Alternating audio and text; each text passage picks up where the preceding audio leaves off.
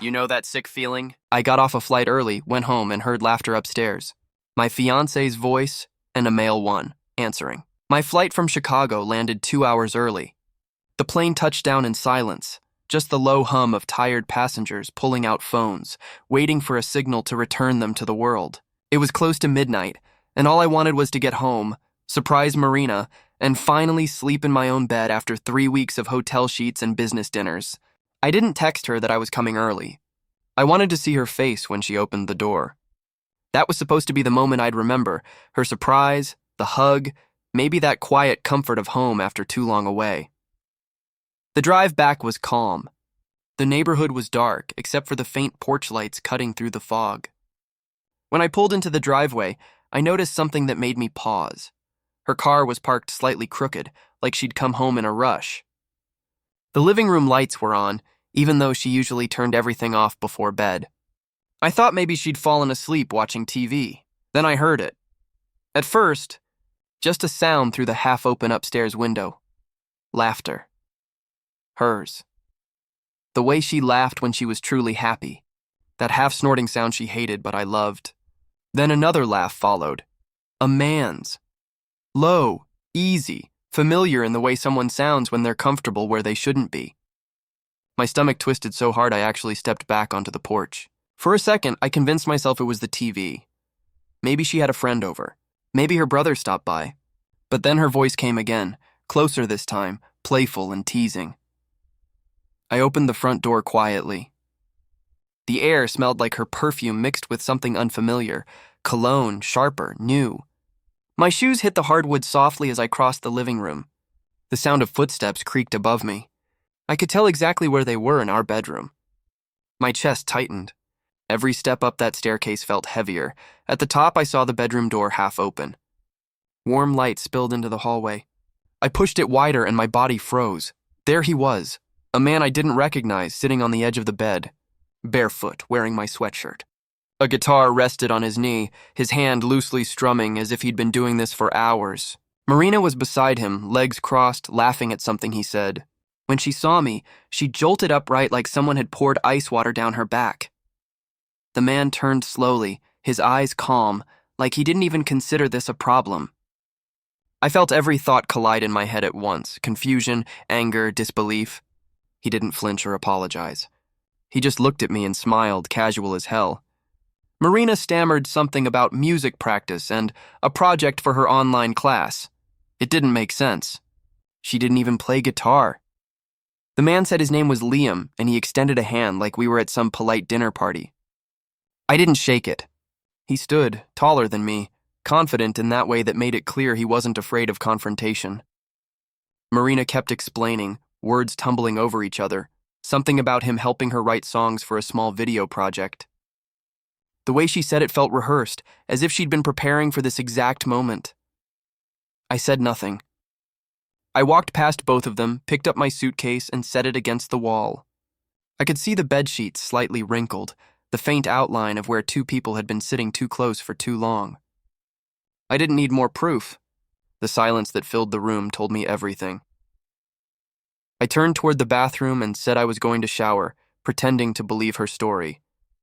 She looked confused by how calm I was. Liam smirked again before glancing down at the floor like he was studying me. I closed the door and let the water run for a while, even though I wasn't using it. I just needed time to think. Something in me had shifted. I wasn't going to shout or demand an explanation. I wanted to see what they'd do next. I wanted to let them think I bought it. When I stepped back out, they were whispering in the hallway. Marina said Liam was about to leave. He nodded at me on his way out, the kind of nod that carried too much confidence for someone caught in another man's home. The front door closed quietly behind him. Marina started talking immediately, long explanations about how this isn't what it looks like, and how he just stopped by to play me something. I kept nodding, pretending to listen, while my eyes drifted to her phone lying on the nightstand. When she turned away to grab a blanket, I picked it up and saw the last message thread open. Liam's name was there. The last line said, "He'll be gone for another week.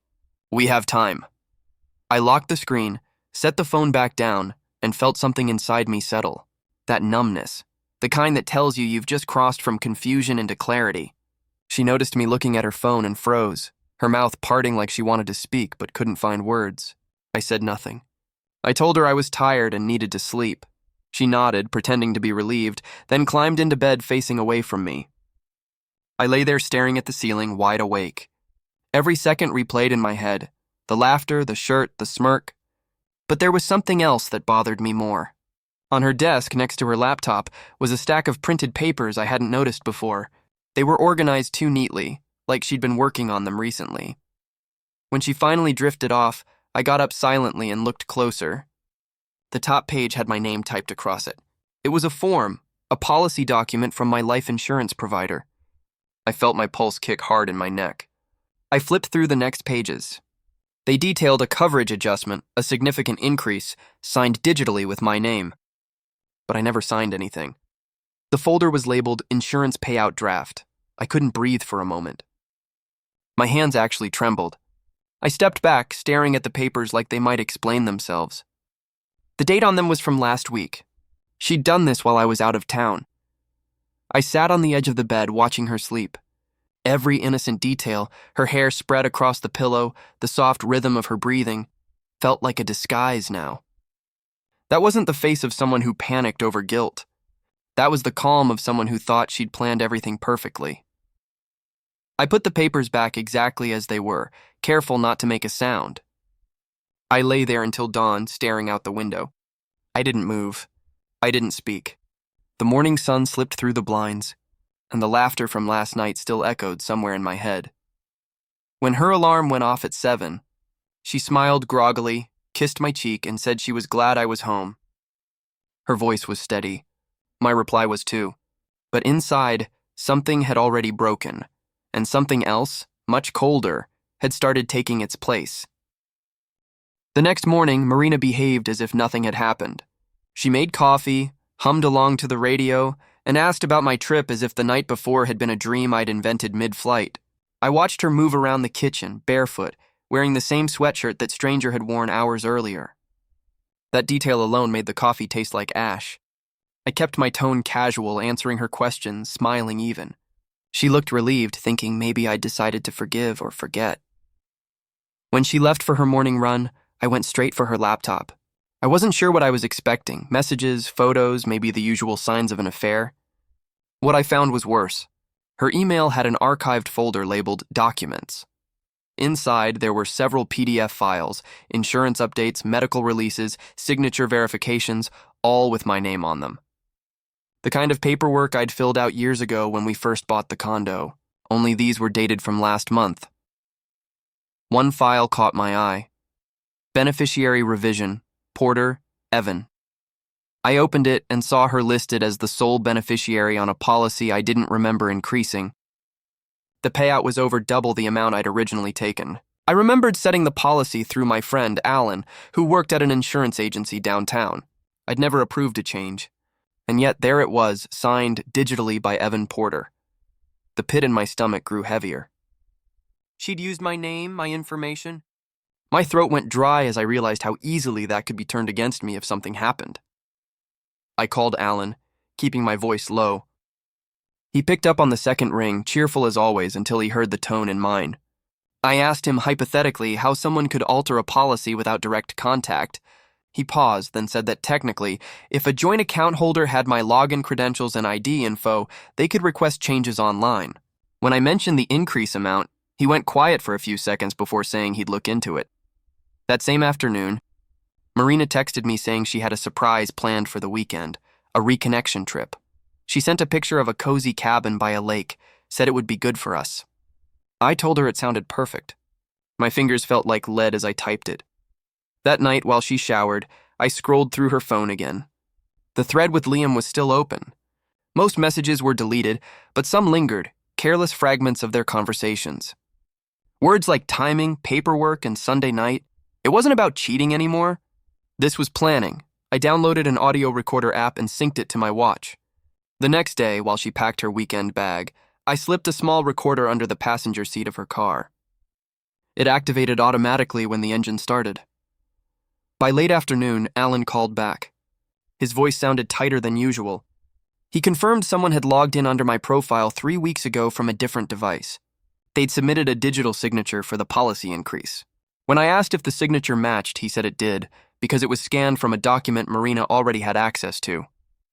The system accepted it without a secondary check. He said the approval email went to my shared inbox, the one she also used for bills. He'd assumed it was me. I thanked him quietly and hung up. My pulse didn't slow for hours. That evening, Marina came home smiling, carrying a bottle of wine and takeout. She said she wanted us to have an early dinner before leaving in the morning. I noticed how attentive she was, how she kept pouring my glass just a little too full. Her behavior felt almost rehearsed, affectionate in all the wrong ways. After dinner, she went out to grab a few last things. I opened the recording app on my phone, synced to the one in her car. The audio crackled to life with background noise, then her voice, calm, casual. Then another voice, Liam. They were talking in the car. The first thing he said was, "You're sure about Sunday?" She laughed softly and replied, "It's already arranged. He drinks when he's nervous. He'll have enough in him by the time it happens." Liam said something about not making a mess, and she responded, "Don't worry, it'll look peaceful." I sat there, frozen. There was no hesitation in her tone, no guilt, just control. When she came back inside an hour later, she looked radiant, almost glowing. I realized she thought she was already halfway to success. She kissed my cheek, told me how excited she was for tomorrow, and asked if I wanted to pack snacks for the road. I nodded and smiled, heart pounding under a calm expression I didn't recognize as my own. That night, I couldn't sleep. The image of her laughing with him, the audio of her voice planning something that felt too specific to ignore, it all blurred into one thought. I couldn't let her know what I'd discovered yet. I spent the next morning playing the part. I loaded our bags, checked the tires, filled the tank, even let her choose the playlist for the drive. She seemed completely at ease. Her hand rested on my arm while she told me how glad she was we were doing this. She talked about starting fresh, about forgiveness, about building back trust. The irony burned.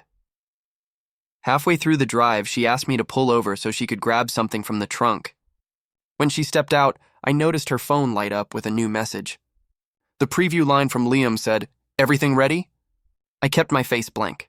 When she got back in, I asked if she was nervous about the weekend. She said no, smiling too sweetly. We reached the cabin by evening.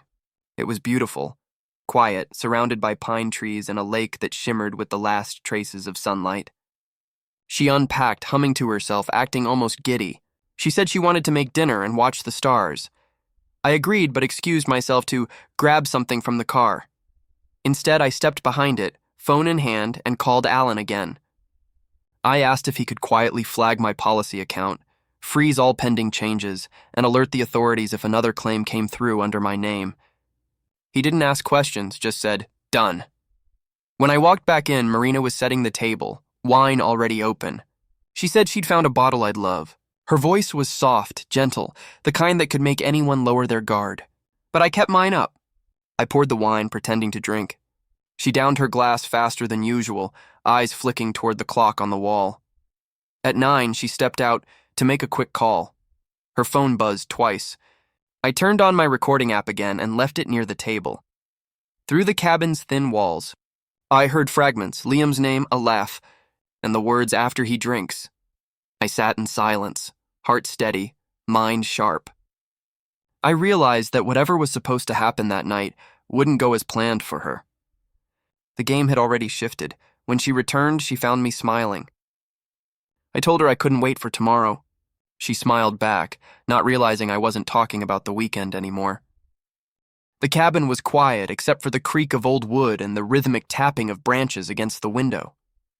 A storm was building outside, heavy clouds rolling in over the lake. The air inside smelled of pine, smoke, and wine.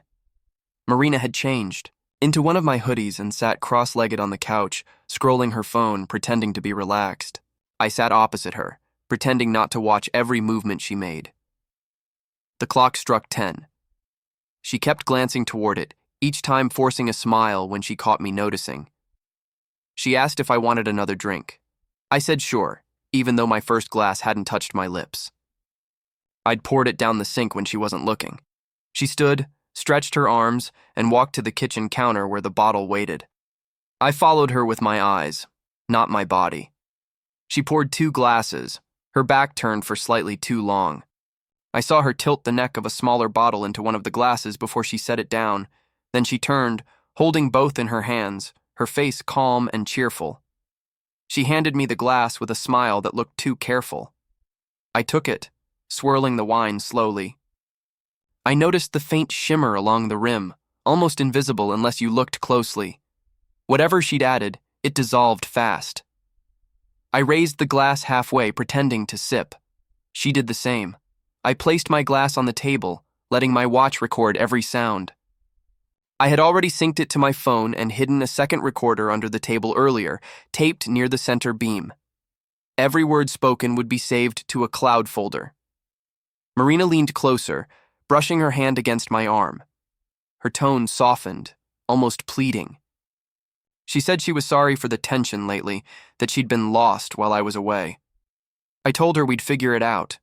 My voice sounded like someone else's, steady, calm, deliberate.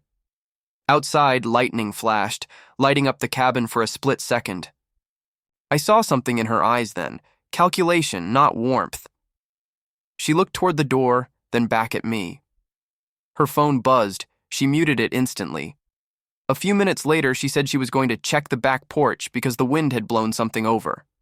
She slipped her phone into her pocket and left. The back door creaked open, then shut again.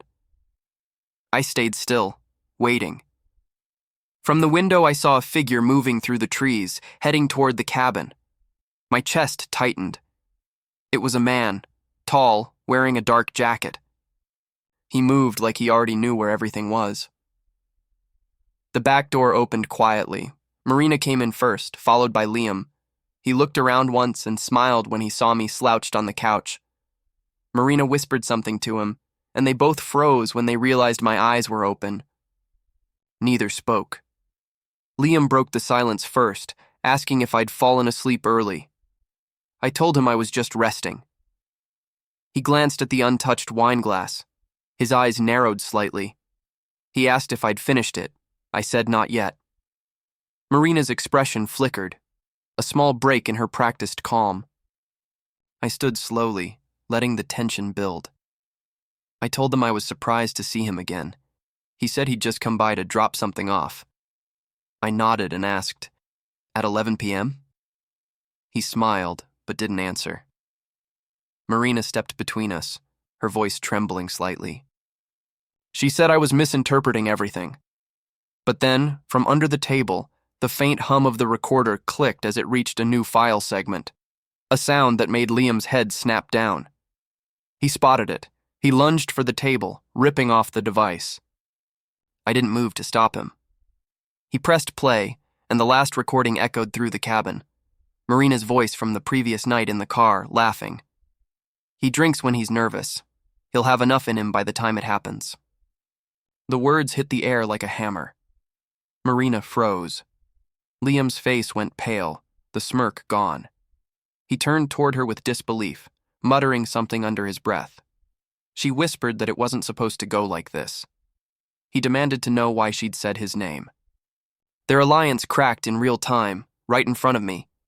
I took out my phone and pressed play on another file, the live one recording our current conversation. Their voices came through the speaker, overlapping with reality. Liam realized what it meant. He moved fast, stepping toward me, but I was already backing away toward the door. I told them the file was uploaded to multiple places. If anything happened to me, it would automatically go to the police. I'd written a message attached to it. Marina's face crumpled. She said we could talk, that this was all a misunderstanding that got out of hand. Liam wasn't listening anymore. He was pacing, eyes darting between the window and the door, muttering that I'd ruined everything. The storm outside broke open. Rain hammered the roof. Thunder rolled so loud the windows rattled. I opened the door and stepped out into the wind. They didn't follow. Marina called my name once, voice sharp with panic, but I didn't turn back. I got into my car, locked the doors, and drove until I found a patch of signal strong enough to send everything to Alan, along with the local sheriff's office email address he'd given me earlier. just in case. The drive back was a blur of headlights and pounding rain. I kept expecting to see their car's headlights appear behind me, but the road stayed empty. My phone buzzed with Alan's message confirming receipt of the recordings. He said he'd already forwarded them to the authorities. By the time I reached the nearest town, the adrenaline wore off. My hands started shaking uncontrollably. I parked outside a gas station, sat there in the dark, and tried to breathe. Everything I'd known, every memory, every plan, had just turned into evidence in a case I hadn't meant to start. An hour later, 2 sheriff's deputies met me at a diner. They asked me to explain what had happened. I played them the recordings. One of them, a gray-haired man with a tired voice, listened without interrupting. When it ended, he nodded and said, "You did the right thing leaving." They sent a patrol to the cabin. The next morning, they called me. The deputy said they'd found Marina and Liam inside. Both were disoriented. The wine bottle was half empty, the glasses beside them. Apparently, Liam had tried to drive away but lost consciousness near the back porch. Whatever was in the bottle had worked faster than she'd expected, only not on me. They found a syringe in Marina's bag, a vial of sedative mixed with alcohol, and several printed documents matching the insurance forms I'd seen. I gave my full statement. They took copies of everything. When the deputy asked me if I wanted to press charges, I told him I didn't need to. The evidence would do it for me. That evening, I checked the local news site.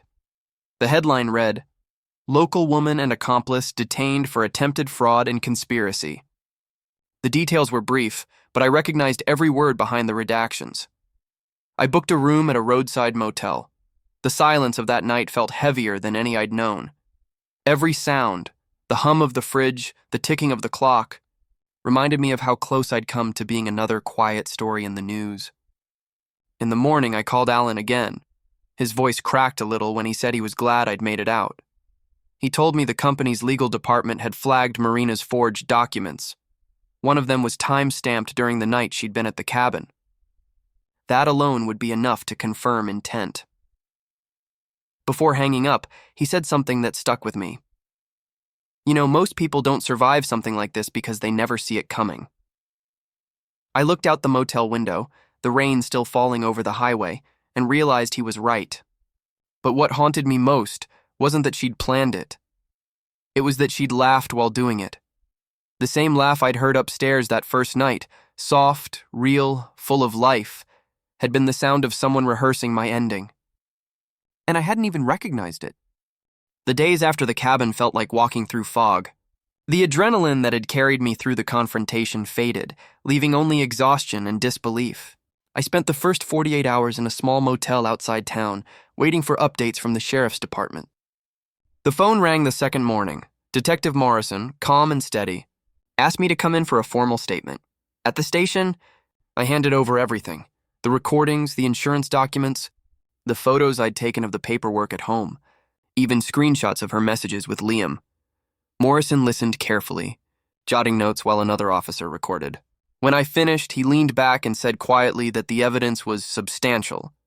They were building a case for attempted insurance fraud, attempted poisoning, and conspiracy to commit harm. Hearing those words out loud made me nauseous. My name was listed in their reports under intended target. That phrase clung to me for weeks after. Marina and Liam were both held overnight. Liam cracked first. He told investigators he thought the plan was just to fake an accident to claim money from a joint policy, that Marina had said I'd be fine, just unconscious. But when pressed, his story fell apart. His fingerprints were on the syringe, his car had traces of the same sedative compound, and the emails between them showed clear coordination. Marina tried a different defense. She claimed the wine was for herself, that she'd planned to knock herself out to scare me into paying attention. It didn't help that the forged insurance documents were in her handwriting. When the lab matched the scanned digital signature to a PDF on her laptop, she stopped talking altogether. For weeks, I tried to stay out of it, but every time the phone rang, my pulse jumped. The prosecutor's office asked if I'd testify if it went to trial. I said yes, though the thought of sitting in a courtroom across from her made my stomach twist. Alan called often during that time, making sure I was okay. He said the insurance company was pressing their own charges for forgery and digital impersonation. I hadn't told him everything at first, but once he read the reports, he realized how close it had been. The fraud department found an access log showing the system login from my IP address while I was physically in another city. The timestamp aligned with one of her late-night Zoom calls. That was enough to clear my name. The media got wind of the story. A small local paper ran a piece about a failed insurance scam, though names were withheld. I didn't correct them. The fewer people who knew, the better. I just wanted out of that town, out of that house, out of every memory that still smelled like her perfume. I sold the condo within a month. Half the proceeds went toward legal fees, but I didn't care. I moved 2 states away to Denver, renting a small apartment downtown near my firm's satellite office. It wasn't much, but it was quiet. That's all I needed. For a while, I kept expecting to see her name pop up somewhere, an email, a message, a headline. But she disappeared completely after the arraignment. Liam pled guilty early, took a deal for 3 years in state prison on conspiracy and evidence tampering. Marina's case dragged on. Her lawyer pushed for leniency, claiming emotional instability and manipulation by Liam. The judge didn't buy it. She was sentenced to a year in county jail and 2 years probation. The courtroom was almost empty that day. I sat near the back, not because I wanted to watch, but because I needed to hear her say something. She didn't. She stood quietly, eyes fixed on the floor while the sentence was read. When it was over, she turned slightly, maybe to see if I was there. Our eyes met for half a second. Hers were empty, not desperate or angry, just blank. The kind of stare from someone who still didn't fully grasp what they'd lost. I left before they took her away. For months afterward, I avoided anything connected to her. I got a new phone number, changed my email, even legally removed her as a secondary on my work benefits. I thought that chapter had closed. Then one morning, a small brown envelope arrived at my office, no return address. Inside was a folded letter written in familiar looping handwriting. She wrote that she wasn't writing for forgiveness. She said she'd been in a dark place, that she'd convinced herself I didn't love her anymore, and that she'd done it all to test whether I cared enough to save her. It sounded like something she'd rehearsed for herself 1,000 times, trying to turn a crime into a cry for help, but one line stopped me cold. She wrote, "You were never supposed to drink it. I knew you'd taste it and stop me. You always noticed things I didn't think you would." I read that line over and over. It made no sense. Was she claiming she'd planned to be caught? Or was it just her way of preserving the illusion of control? I'd never know. At the bottom, she wrote, "I still dream about that night. Sometimes you die, sometimes you leave. Either way, I wake up before you look back." I folded the letter, sealed it in an envelope, and handed it to the detective who'd handled the case. He nodded, said he'd add it to the file. I never wanted to see it again. Life didn't snap back to normal after that. It changed quietly, almost imperceptibly. I started avoiding small talk, learned to measure people's tone instead of their words. I switched to decaf coffee because the smell of strong wine still made my stomach turn. I went back to work, though for the first month I barely spoke during meetings. Then one evening, months later, Alan called again. He told me the fraud division had wrapped up their investigation and that Marina's forged insurance claim had been permanently flagged in the system, meaning she'd never be able to take out another policy under her name or anyone else's without full verification. He sounded relieved. I thanked him, then sat there staring out the window for a long time after the call ended. I realized that I didn't feel anger anymore. Not even sadness, just distance, the kind that settles like dust when the storm finally ends. A year later, I got another letter. This one from the state clerk's office. It contained her final court notice, probation completed, case closed. There was a single note inside from the facility, saying she'd been released 2 weeks early for good behavior. I didn't respond. I didn't want to know where she went or what she was doing. I just made sure my locks were changed again, and the file with her recording stayed backed up in 2 separate drives, one with Alan, one with my lawyer.